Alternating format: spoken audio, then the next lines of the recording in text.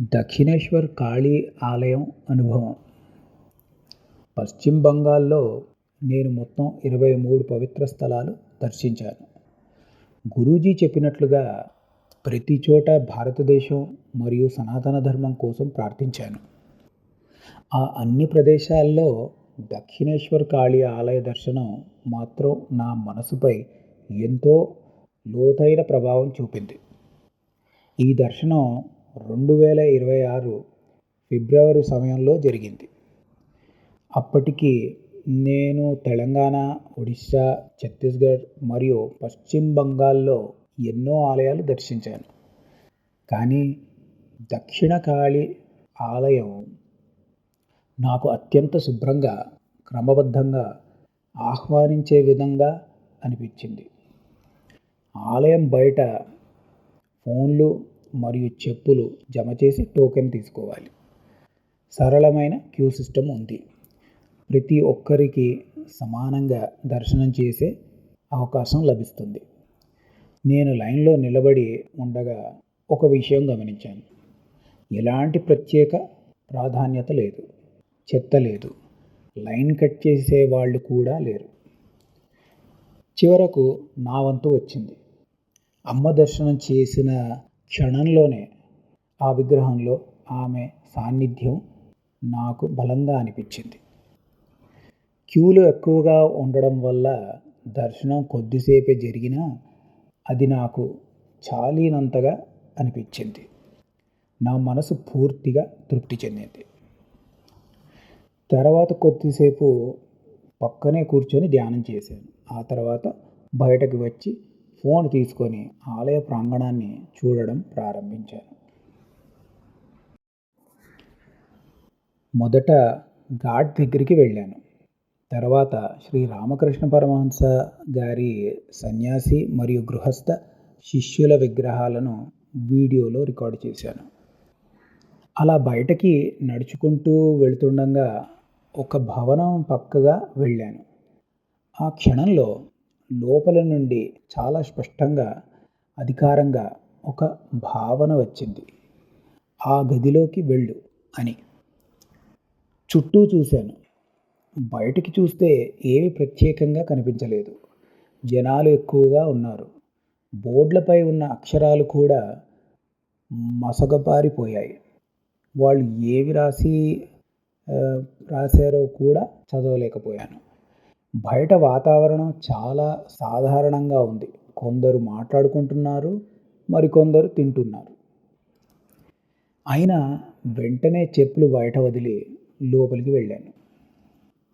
లోపల చిన్న చిన్న చిత్రాలు గోడలకు పై వేలాడుతున్నాయి. ఒక ఖాళీ గది ఉంది.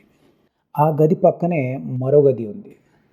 అక్కడ శ్రీ రామకృష్ణ పరమహంస గారి తెల్లని విగ్రహం కనిపించింది. నేను మొత్తం ప్రదేశాన్ని వీడియో తీస్తూ ఉండగా ఒక్కసారిగా వెనక నుండి ఒక వ్యక్తి త్వరగా లోపలికి వచ్చి బెంగాలీలో ఏదో చెప్పడం ప్రారంభించాడు. నాకు వెంటనే ఇక్కడ వీడియో తీయకూడదేమో అని అనిపించింది. అందుకే రికార్డింగ్ ఆపాలా అని అడిగాను. ఆ వ్యక్తి కొద్దిసేపు నన్ను చూసి, లేదు, మీరు కొనసాగించండి, నేను ఇప్పుడే వస్తా అని చెప్పి బయటికి వెళ్ళిపోయాడు. కొంతసేపటికి తిరిగి వచ్చి మీ కుడి చేయి చూపెట్టండి అన్నాడు. నేను చూపించగానే కొద్దిగా స్వీట్ పదార్థం ఏదో నా చేతిలో పెట్టాడు. ఇది ఆలయం నుంచి నేరుగా వచ్చిన అమ్మవారి ప్రసాదం అని చెప్పాడు. ఆ క్షణం నాకు చాలా భావోద్వేగంగా అనిపించింది.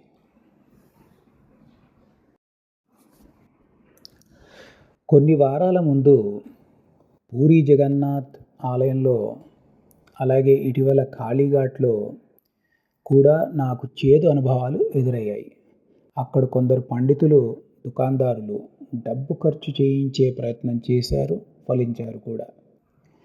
ఆ అనుభవాల తర్వాత నేను అమ్మవారితో ఇలా చెప్పుకున్నాను. అమ్మ, ఇకపై ఏ పండితుడితోనూ మాట్లాడను, ఏ దుకాణానికి కూడా వెళ్ళను. ఖాళీ చేతులతో ఆలయానికి వస్తాను. నువ్వు దర్శనం ఇవ్వాలా లేదా అన్నది నీ ఇష్టం. అలా ఖాళీ చేతులతో వచ్చిన నన్ను అమ్మ ఈ వ్యక్తి ద్వారా తన ప్రసాదం తినిపించింది. అది నాకు ఎంతో విలువైన క్షణంగా మారింది. నేను ఆ వ్యక్తిని మళ్ళీ మళ్ళీ ధన్యవాదాలు చెప్పాను. ఆ తర్వాత ఆయన ఆ గది చరిత్ర గురించి వివరించడం ప్రారంభించాడు. అదే గదిలో శ్రీ రామకృష్ణ పరమహంస గారు ఎన్నో సంవత్సరాలు గడిపారట. నా శిష్యులెక్కడున్నారు అని అమ్మవారిని పిలుస్తూ అక్కడే ఏడిచేవారట. అలాగే అదే గదిలో తర్వాత స్వామి వివేకానందుడిగా ప్రపంచ ప్రసిద్ధ పొందిన నరేంద్రుడు మొదటిసారి పరమహంస గారిని కలిశారట. ఇది విన్న వెంటనే నేను మోకాళ్ళపై కూర్చొని నా నుదిటిని నేలకు తాకించాను. ఆ గది నాకు చాలా ప్రత్యేకమైంది. ఎందుకంటే నేను చిన్న వయసులో దాదాపు 17 సంవత్సరాలు ఉన్నప్పుడు చదివిన మొదటి ఆధ్యాత్మిక పుస్తకాలలో ఒకటి స్వామి వివేకానంద జీవిత చరిత్ర. ఆ పుస్తకం, అందులోని కథలు ఇవన్నీ నాకు చాలా విలువైనవి. అప్పటి నుంచి ఈ ప్రదేశాన్ని ఒకరోజు తప్పకుండా చూడాలని కోరిక ఉండేది. 31 సంవత్సరాల తర్వాత ఎలాంటి సందేహం లేకుండా నా అంతరాత్మ చెప్పిన మాట విని ఆ గదిలోకి నడిచి వెళ్ళినందుకు నేను ఎంతో కృతజ్ఞుడిని. ఈ అనుభవాన్ని నేను జీవితాంతం మర్చిపోలేను. ప్రతి క్షణం గడిచే కొద్దీ అమ్మకు ఇంకా ఇంకా దగ్గరవ్వాలని మనసు కోరుకుంటోంది. ఓం నమః శివాయ. శక్తాయ నమః ఓం.